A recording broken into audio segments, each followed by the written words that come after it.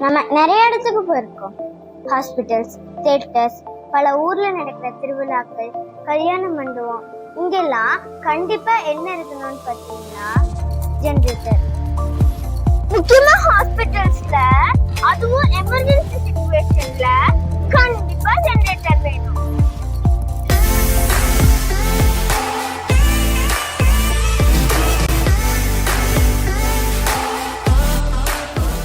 இதுதான் AC generator. இது mechanical எனர்ஜியா எலக்ட்ரிக்கல் எனர்ஜியா கன்வெர்ட் பண்ணும். இதோட பிரின்சிபல் எலக்ட்ரோமேக்னெட்டிக் இண்டக்ஷன்.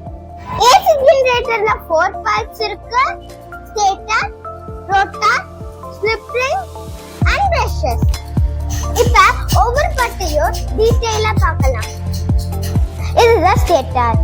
ஜெனரேட்டரோட ஸ்டேஷனரி பார்ட்டை தான் ஸ்டேட்டர்னு சொல்றாங்க. இதோட பார்ட்ஸ் பார்த்தீங்கன்னா outer frame, stator core, stator winding. இதுல இருக்கிற வைண்டிங் மூலமா டிசி கரண்ட்டை சப்ளை பண்ணி மேக்னெட்டிக் ஃபீல்ட் ப்ரொடியூஸ் பண்றாங்க. ஒரு மேக்னெட்டை சுத்தி எப்படி மேக்னெட்டிக் ஃபீல்ட் ஃபார்ம் ஆகுமோ அதே மாதிரி கரண்ட் கேரிங் காயிலை சுத்தி மேக்னெட்டிக் ஃபீல்ட் ஃபார்ம் ஆகும். இதுதான் ரோட்டார். ஜெனரேட்டரோட ரொட்டேட்டிங் பார்ட்டை தான் ரோட்டார்னு சொல்றாங்க. இதுதான் ரோட்டார் கோர். இது கட். இந்த கட்டுக்குள்ள இன்சுலேஷன் பேப்பர் வைக்கிறாங்க. இன்சுலேஷன் பேப்பருக்குள்ள ஆர்மச்சூர் வைண்ட ஃபிட் பண்றாங்க. இங்க பிக்சர் மூலமாவும் ஸ்டேட்டர், ரோட்டார் பார்ட்ஸை மென்ஷன் பண்ணியிருக்கேன். இதுதான் ஸ்லிப் ரிங்ஸ். இது ரோட்டாரோட சென்டர் ஆக்சிஸ், அதாவது ஷாஃப்டோட அட்டாச் பண்ணிருக்காங்க. 3 ஃபேஸ் ஏசி ஜெனரேட்டர்ல 3 ஸ்லிப் ரிங்ஸும் அடிஷனலா 1 ஸ்லிப் ரிங் நியூட்ரலாவும் யூஸ் பண்றாங்க. சிங்கிள் ஃபேஸ் ஏசி ஜெனரேட்டர்ல 1 ஸ்லிப் ரிங்கோ அடிஷனலா 1 நியூட்ரல் ரிங்கோ யூஸ் பண்றாங்க.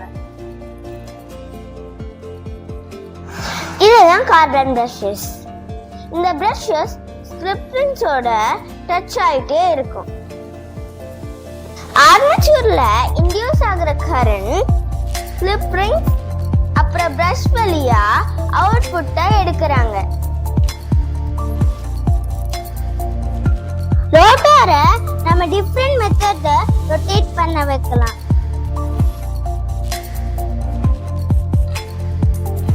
இப்ப பைக்கை ரன் பண்ணி கரண்ட் ஜெனரேட் ஆகுறத பார்க்கலாம்.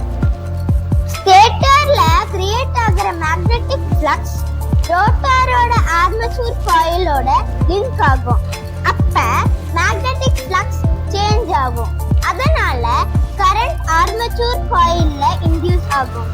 இதுக்கு பேரு தான் எலக்ட்ரோமேக்னெட்டிக் இண்டக்ஷன். இந்த மாதிரி சப்ஜெக்ட் ரிலேட்டடா நிறைய விஷயங்கள் ஊருக்குள்ளேயே இருக்குது.